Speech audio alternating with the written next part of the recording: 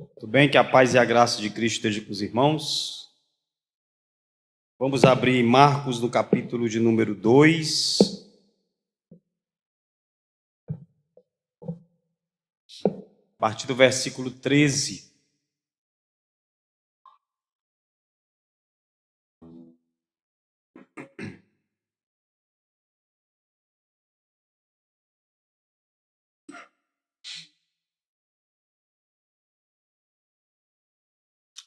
Na última vez que nós meditamos em Marcos, no capítulo 2, nós vimos a cura daquele paralítico, em que Jesus perdoa os seus pecados. E agora, nessa passagem, o Senhor Jesus também vai se encontrar com pecadores, vai perdoar também os seus pecados. E essa passagem começa dizendo que, de novo, Jesus saiu para junto do mar.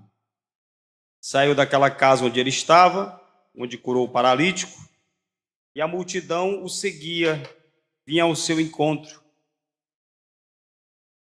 Nós não sabemos por que a multidão vinha ao seu encontro, não sabemos qual era a motivação do coração daquelas pessoas, mas Jesus, ele fazia o que tinha que fazer. Independente de qual era a motivação daquelas pessoas, ele fazia o que ele tinha vindo para fazer. Aquelas pessoas podiam estar ali esperando cura, podiam estar ali esperando algum sinal, algum prodígio, algum milagre, mas você, olhando comigo para o versículo de número 13, observa que Jesus os ensinava. Os ensinava. Então, irmãos, que pela graça de Deus nós possamos ser pessoas ensináveis. O que é uma pessoa ensinável? Uma pessoa que aceita o ensino. Pode ser também uma pessoa que gosta do ensino. Eu não sei se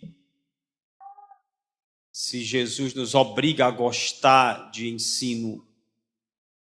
Talvez a gente se colocando diante do ensino, dia após dia, a gente chega um momento que a gente gosta. Tem certas coisas que a gente tem que fazer, mesmo não gostando, até gostar. Né? Até gostar. E eu creio que seja impossível que alguém permaneça e persista no ensino de Jesus e não goste. Todos os que persistirem no ensino de Jesus, eles vão gostar. Porque as palavras do Senhor Jesus nos dão prazer. As palavras de Jesus, para nós, elas são espírito e são vida. Então, que nós sejamos pessoas ensináveis. Que nós gostemos do ensino, que nós gostemos do estudo. Que nós gostemos também da comunhão, gostemos do movimento, mas que nós gostemos muito mais ainda do ensino. Porque às vezes você não gosta. Às vezes você sai, às vezes você se distrai. Né? As pessoas estão cada vez mais distraídas hoje. Você, às vezes, não tem paciência para assistir 10 minutos de uma pregação.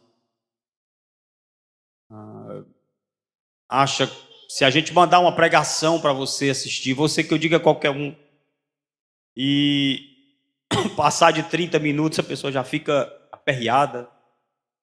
Muitas vezes você não gosta do ensino. Que o Senhor Jesus faça todo mundo que está aqui gostar do ensino. Porque o ensino nos liberta.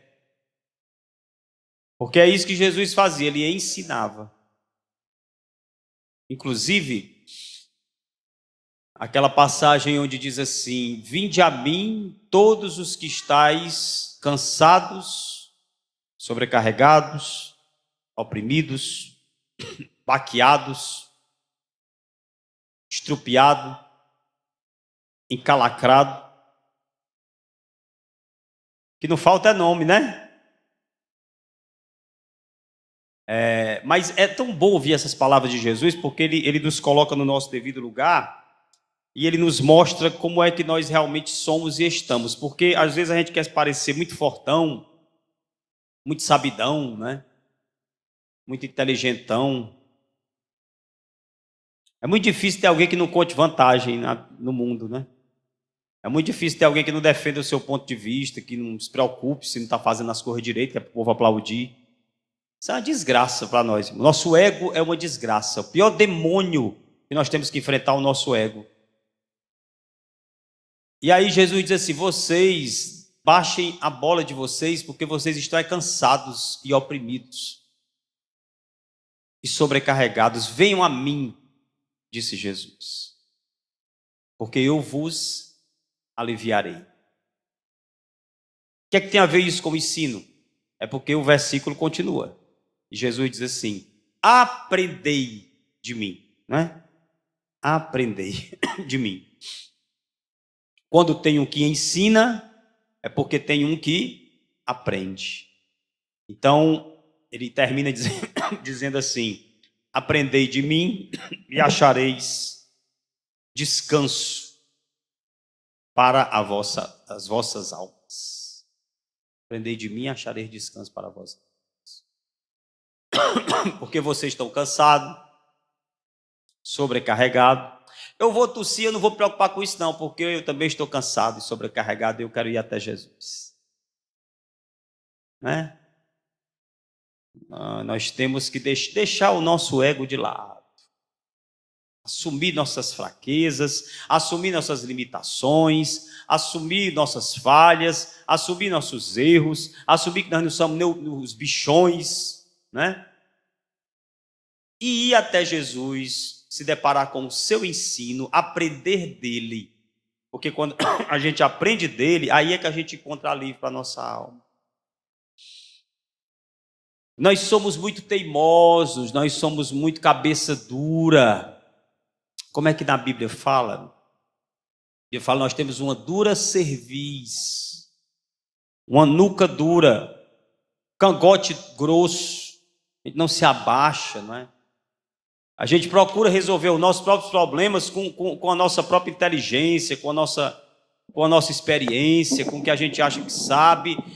Desista, irmão, vá até Jesus, ele é que sabe. Vá até ele, aprenda dele. Ele disse: aprenda de mim, eu sou manso, sou humilde de espírito. E aí vocês vão achar descanso para a alma de vocês. É interessante, porque muita gente acha que o ensino cansa. Né? É muito cansativo esse negócio de ficar pregando, ensinando, explicando, é muito cansativo. Irmãos, o ensino ele faz é aliviar o seu cansaço. O ensino de Jesus alivia o nosso cansaço. O ensino de Jesus nos cura. Suas palavras são vida, suas palavras são cura para nós. Amém? Então esse aí é o versículo 13. Ele ensinava. Quando ia passando, já depois do ensino, não é? Ou talvez ia ensinando enquanto andava, ele viu um homem chamado Levi, que depois ficou sendo chamado de Mateus, ou talvez já tivesse esse mesmo nome. É o Mateus que escreve o evangelho, é o Mateus que vira apóstolo.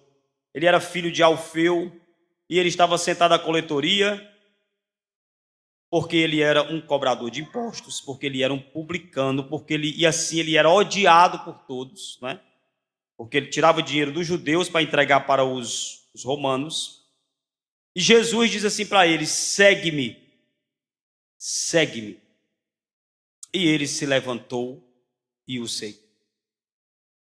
Então, não sei se eu podia dar um tema para essa mensagem assim: são passos para a cura, não é? Passos para o processo de cura, o processo de libertação, o processo de saúde, o processo de resgate, a maneira como Jesus resgata uma pessoa, entendeu? Ele ensina, ele convida, ele chama para seguir. Porque tem gente também que fica só ouvindo o ensino, mas não segue nunca, não bota nada em prática. No fim do Sermão do Monte, Jesus falou assim: quem ouve minhas palavras e as pratica, é como alguém que construiu sua casa sobre a rocha. Então tem que ouvir e tem que praticar, tem que aprender, tem que estar diante do ensino e tem que caminhar no ensino e tem que seguir o Jesus que está ensinando. Senão não tem cura. É por isso que estamos muitos de nós doentes e outros até que dormem. Paulo falou isso, falando de ceia, né? E às vezes essa doença não é vista. Não estou falando de doenças visíveis. É uma doença na alma, é uma doença no interior. É a pior que tem. Você pensa que está tudo bem, mas está tudo quebrado dentro de você. Porque falta você estar diante do ensino de Jesus e falta você dizer um sim para o chamado de Jesus que diz: segue-me, segue-me, caminha comigo, anda comigo, vem comigo, faz o que eu estou te dizendo, vai pelo caminho que eu estou te apontando. Temos ido, temos ouvido, temos atendido esse chamado de Jesus.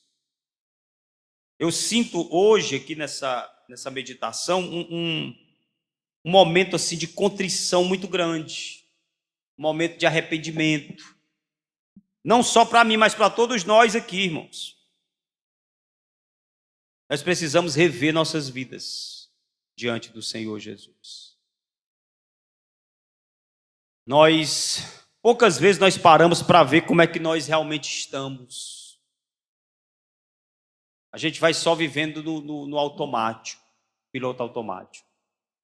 Eu vou ali na igreja, vou escutar uma pregação, vou cantar um louvor. Depois volto para casa. Aí depois, quando der, eu volto de novo lá. No seu dia a dia mesmo, muitas vezes você não tem ouvido o ensino e não tem seguido esse Jesus que te chama, assim como ele chamou o Levi.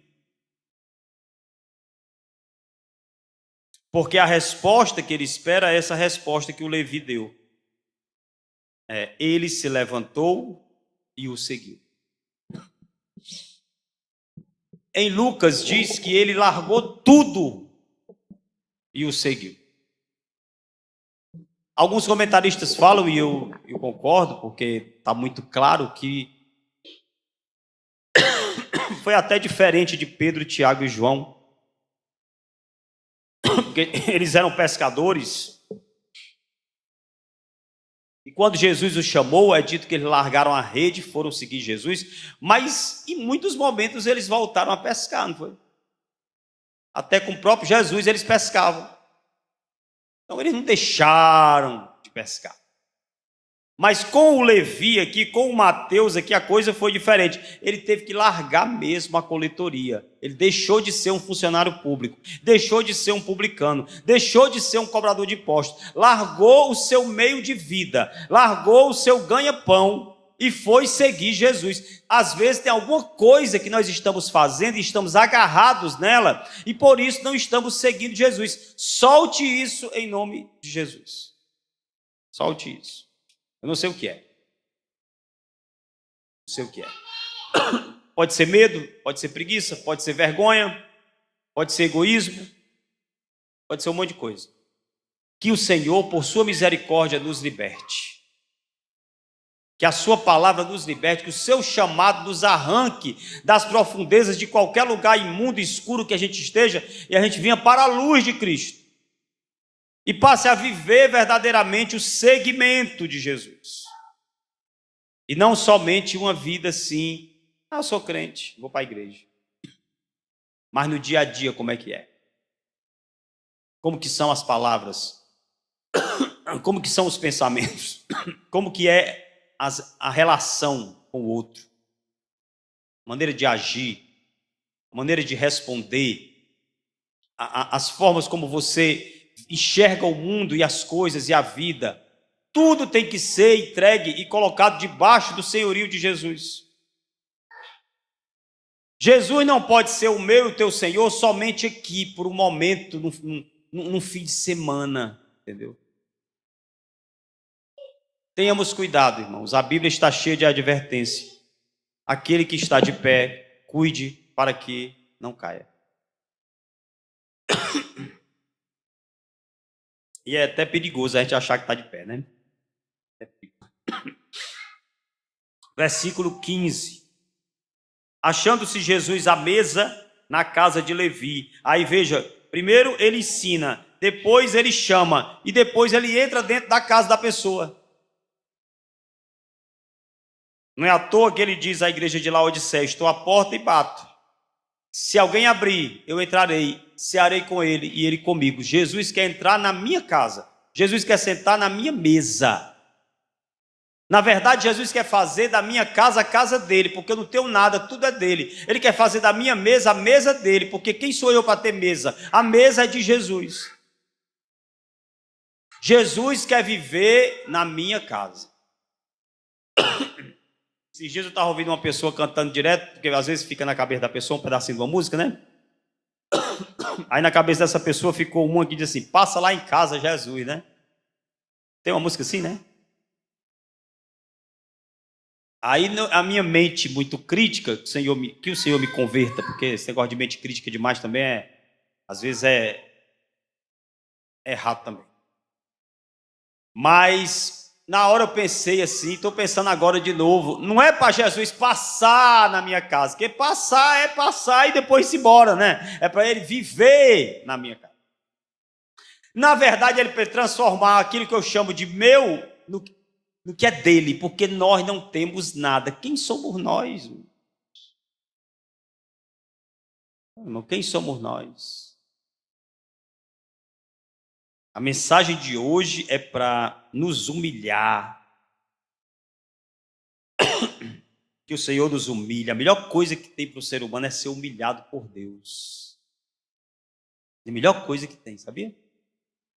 Que triste é o homem que se exalta, irmãos, que ridículo. Que coisa desagradável é uma pessoa que se exalta, né? Que acha que tem alguma coisa que preste nela, que não venha de Deus.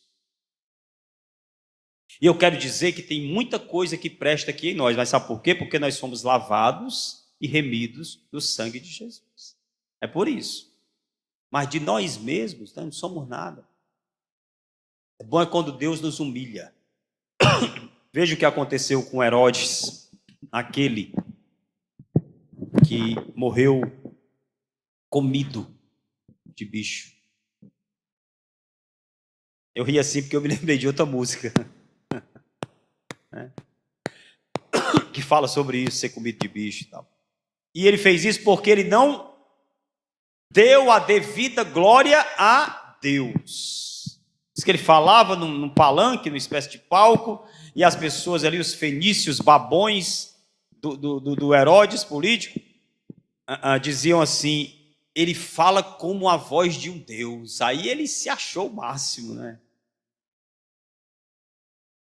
Mas quem de nós aqui não já passou por esse tipo de coisa assim parecida, né? Nossa, como canta, nossa, como joga, nossa, como é talentoso, como é talentoso. Aí a pessoa se cresce, né? Como é dito na gíria. E pior, às vezes a pessoa passa a vida inteira procurando isso, mendigando isso. Isso o quê? Reconhecimento, elogio, exaltação. Alguém para dizer que tá bom, alguém para me dar um tapinha nas costas, alguém para dizer que eu fui bem. Abandona isso, irmão. Inclusive, pare de falar de você. Assim, porque eu oro muito. Porque eu leio a Bíblia todo dia. Porque esse negócio de medo eu não tenho. Pare com isso, irmão. Te humilha na presença de Deus. Tira esse peso de ti, isso é um peso. Você não aguenta. O pessoal vai inventar de buscar glória só para se quebrar, porque a glória, só quem tem direito, só quem é digno de glória é o nosso Deus Todo-Poderoso, Criador dos céus e da terra, Pai, Filho e Espírito Santo. Homem não aguenta glória, não aguenta. Pode observar aí. Esse pessoal que é glorificado demais, eles entram em parafuso. Eles têm que usar substâncias. Porque ele não consegue entender como é que tem ali não sei quantos milhões de pessoas louvando a ele, a ela, elogiando, clamando, se prostrando, chorando, se emocionando. E daqui a pouco ele está sentado num vaso.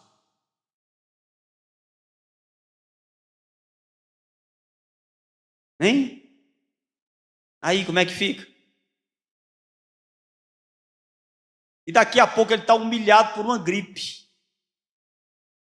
Aí a cabeça não consegue, sabe? A cabeça não encaixa o lé com o cré. Aí entra em parafuso, aí tem que beber, aí tem que fumar, aí tem que usar droga. Aí se relaciona feito louco, feito louca. E às vezes termina morto ou morta aos 27 anos, como tem bem uns 10 por aí. 27 anos, também não somos supersticiosos, é porque tem um bocado aí. Tem um bocado que morreu com 27 anos de idade. Pessoas que estavam sendo louvadas, adoradas, e elas não aguentam isso, porque a gente não aguenta. Então, são coisas grandes que tu buscas? Não as busques. Está escrito na Bíblia em algum lugar, Jeremias. Você lê Jeremias todinho e você vai achar. São coisas grandes que tu buscas? Não as busques. As coisas grandes aqui da terra, né? Não queira agradecer seu nome. Não queira agradecer nada, não queira nada de grande, a não ser o que o Senhor quiser fazer na tua vida. Para a glória dEle. Para a glória dEle. Eu queria ter mais palavras para poder dizer sobre isso, porque creio ser muito importante esse assunto, assim, da gente se humilhar, da gente ser humilhado, da gente abandonar o ego, da gente abandonar o desejo por reconhecimento, o desejo por aplauso, porque isso está adoecendo, inclusive mentalmente, muita gente, né? Tem o negócio do Setembro Amarelo aí, né? Pois é, está adoecendo muita gente.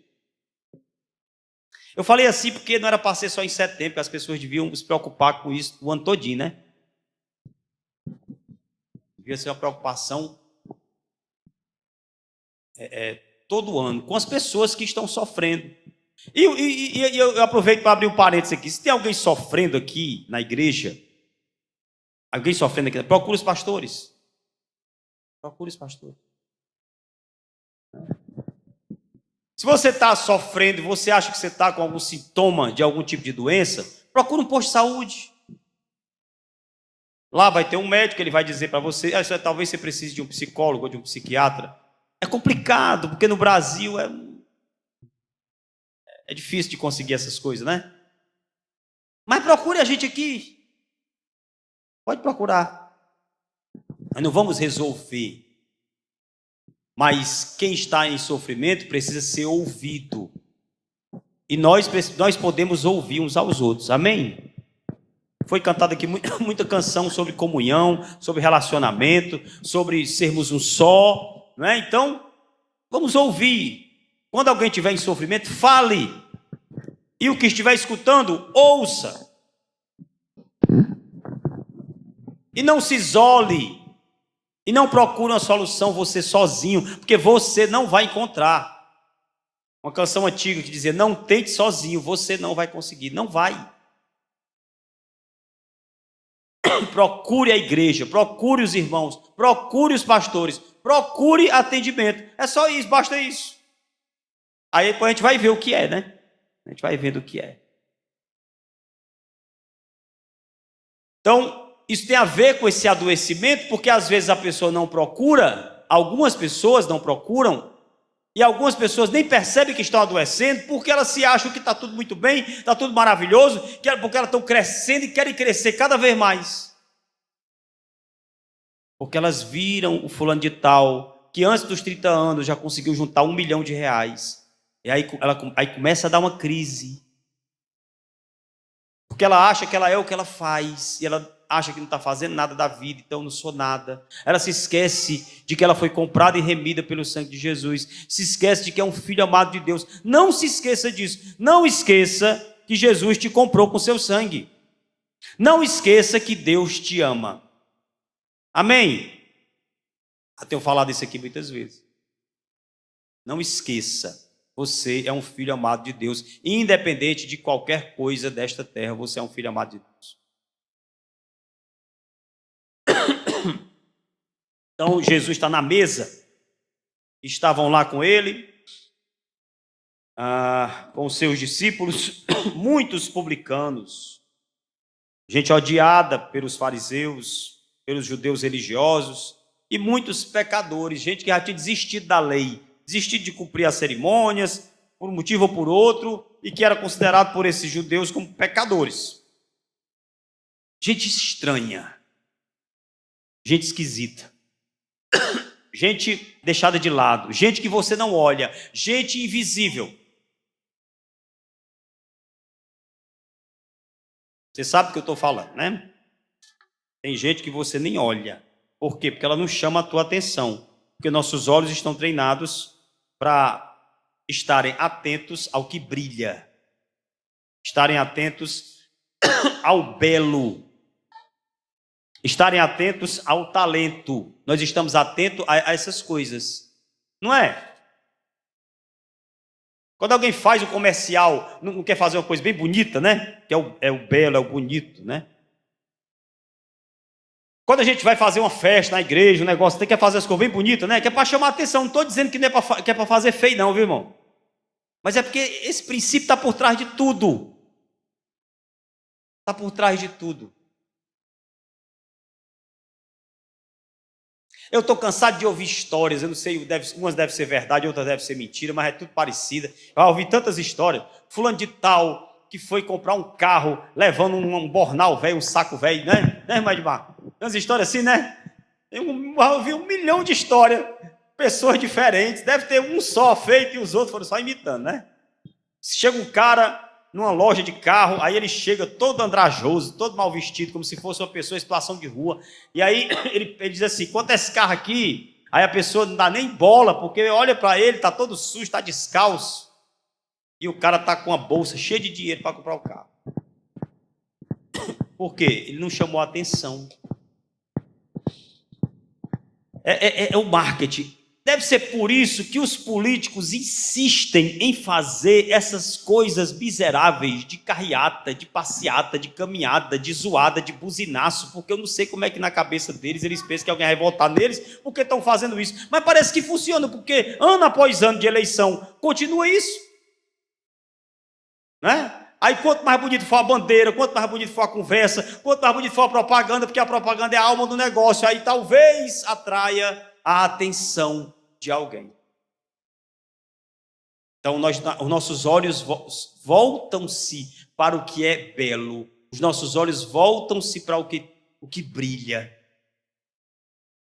Aí Jesus está sentado com publicanos odiados e pecadores miseráveis. Gente suja, gente fedida, gente mal vestida.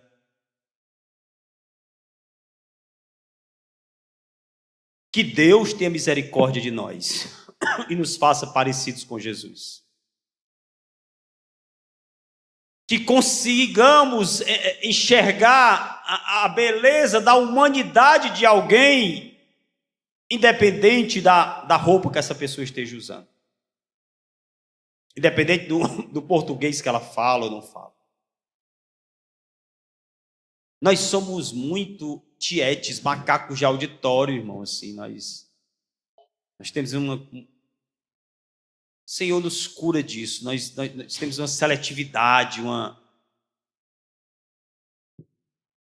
nós queremos ver o que é bonito, nós queremos ver o que é agradável, mas Jesus está aqui junto de pessoas que eram consideradas feias e desagradáveis, chamadas de pecadoras.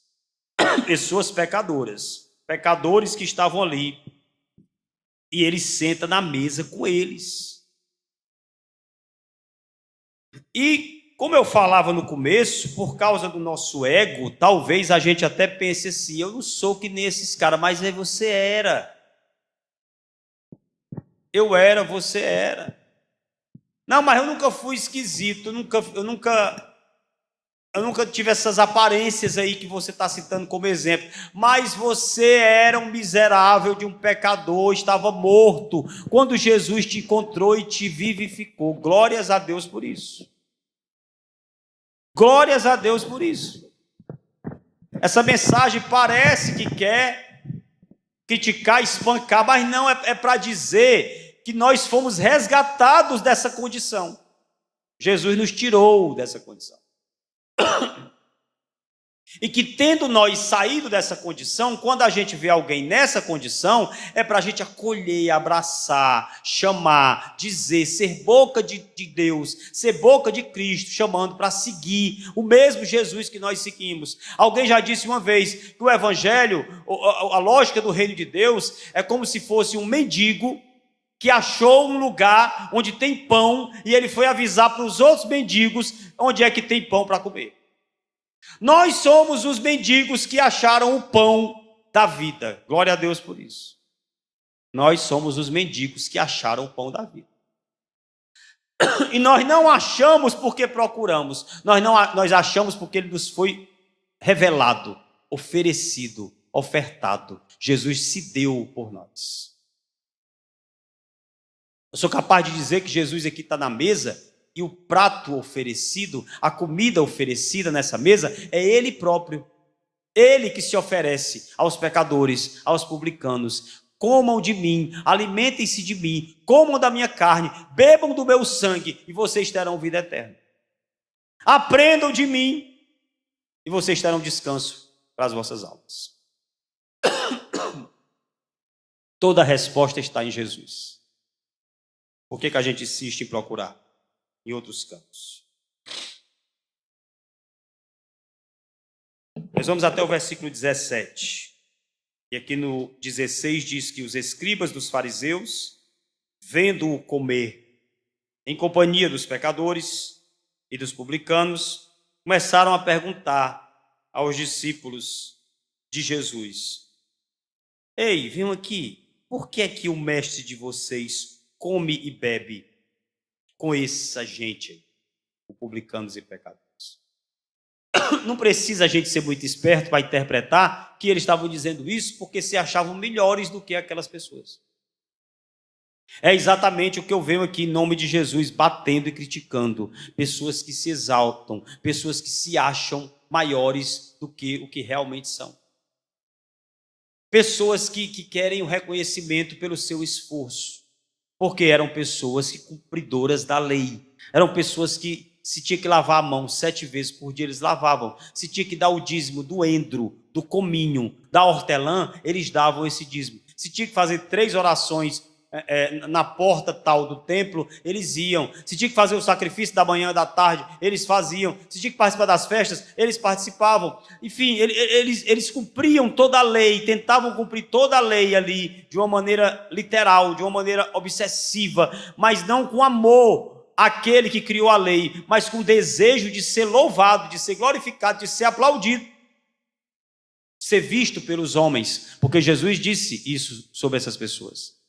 Chamou eles de hipócritas. Hipócritas, por quê? Porque quando vão orar, oram com as mãos levantadas em pé nas praças, para serem ouvidos por Deus? Não. Para intercederem pelas pessoas? Não. Para se derramar em arrependimento? Não. Para serem vistos pelos homens.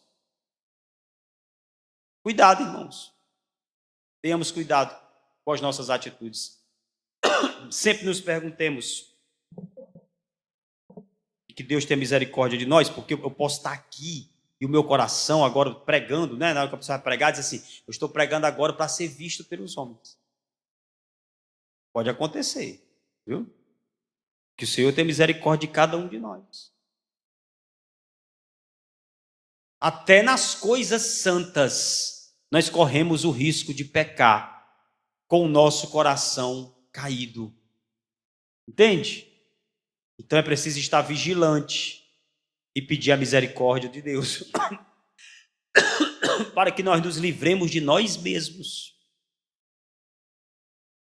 Senhor, quando eu for pregar, eu quero pregar só para Ti, só para a Tua glória, só para cumprir a função. Por isso que talvez seja até bom que eu esteja assim com essa tosse, que é para não ficar, ai meu Deus, como é que vai ser eu ficar tossindo, o pessoal ficar olhando para mim. E vamos olhar para a palavra. É a palavra, né? E que eu também olhe para a palavra. Amém? Versículo 16, né? Eles dizem isso aí, porque são do jeito que são.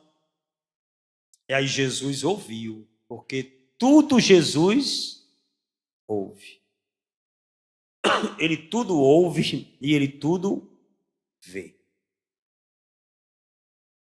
Estou me lembrando das cartas que Jesus escreveu. Sabia que Jesus escreveu cartas? Na Bíblia tem umas cartas de Jesus.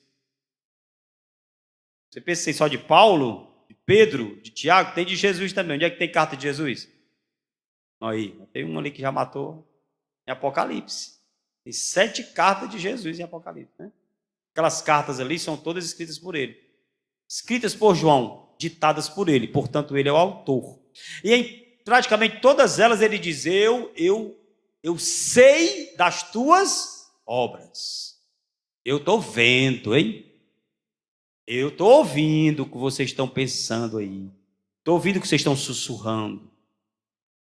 Eu estou ouvindo, fariseus, que vocês estão aí questionando por que é que eu sento com essas pessoas. E Jesus, ele foi bastante... Como é que eu posso dizer? Quem sou eu para analisar Jesus? Mas aqui ele nem foi tão duro.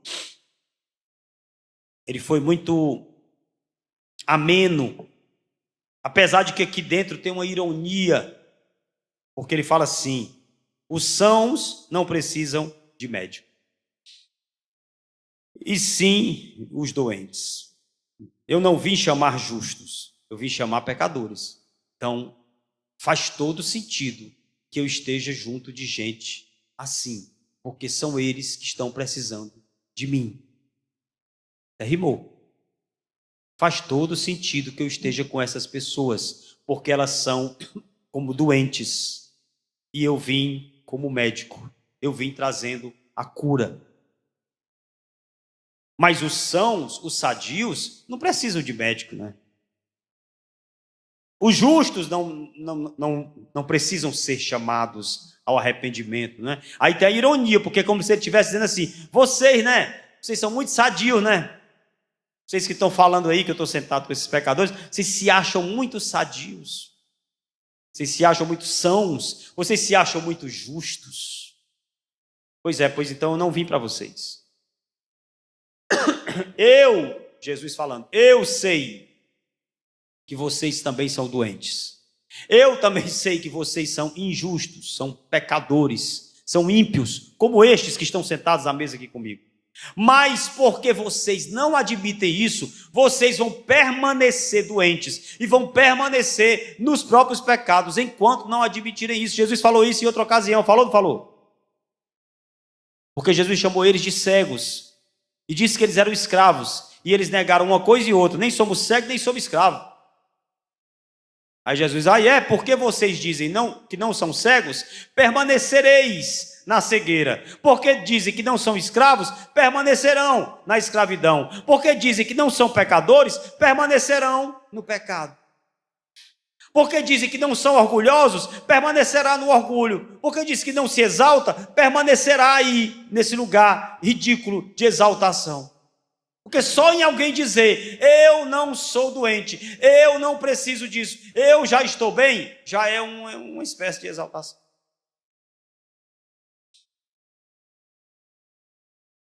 E nós precisamos de Jesus. Eu preciso de Jesus. Tu precisas de Jesus. Pecador, vem para a luz que resplandeceu na cruz. Eu preciso de Jesus. São muito boas, são muito educativas, são muito profundas as canções que que falam coisas assim, que falam coisas como a gente canta aqui nas quartas-feiras: com tua mão segura bem a minha, porque eu tão fraco sou, ó Salvador, né? Porque eu não me atrevo a dar nenhum só passo sem teu amparo, meu Jesus Senhor. Isso é uma letra de um coração contigo. O Senhor não se atreve a dar nenhum só passo. Ter consciência de que não consegue nem fazer a próxima respiração sem o fôlego daquele que habita dentro de nós e que nos comprou. Inclusive, falando de respiração, eu vi alguém explicando, não estou me lembrando quem foi. Minha memória tem falhado esses dias, olhem por mim. Minha memória falhava só para outras coisas, para dar recado. Se você quer que um recado não chegue, é só você mandar por mim, que não vai chegar. Isso aí eu sempre tive problema. Agora, para conceitos, a minha memória sempre foi boa, mas está dando umas falhadas. Agora sim, voltando para a história. Bonito demais, ele disse como é que pronunciava o nome de Deus, né? Que é as letras YH, WH. Eu acho que é Yod, Re, Va, E. São só consoantes. Como é que você pronuncia? Como é que você consegue pronunciar uma palavra só com consoantes? Imagine você pronunciar aí uma palavra com P, D, B, C. Não dá para pronunciar, né? Pois os hebreus, eles construíram essa palavra, o tetragrama, 4 consoantes, que era para ninguém pronunciar o nome de Deus, mas tem um jeito de pronunciar. Quando esse Deus falou com Moisés, isso passou, a tradição passou, eu creio nisso, mas era uma coisa assim, ó. Como se fosse A, Vé, entendeu? Era a própria respiração. Deus é a minha respiração. O fôlego, o meu fôlego de vida é Ele. Sem Ele eu não consigo nem respirar. Sem Ele eu não consigo nem dar um só passo. E Ele me amou, e Ele te amou, e Ele nos amou. E Ele nos resgatou. E Ele nos chamou para sentarmos ao redor da mesa com Ele, para nos curar. Permaneçamos com Ele. Admitamos a nossa doença. Somos, ó Deus, somos doentes. Jesus, estamos doentes e queremos estar perto de Ti, porque Tu és o médico que nos cura. Tu és aquele que nos salva. Tu és aquele que nos conduz. Sem Ti, nada somos. Louvado e agradecido seja o nosso Deus para todo sempre. Amém.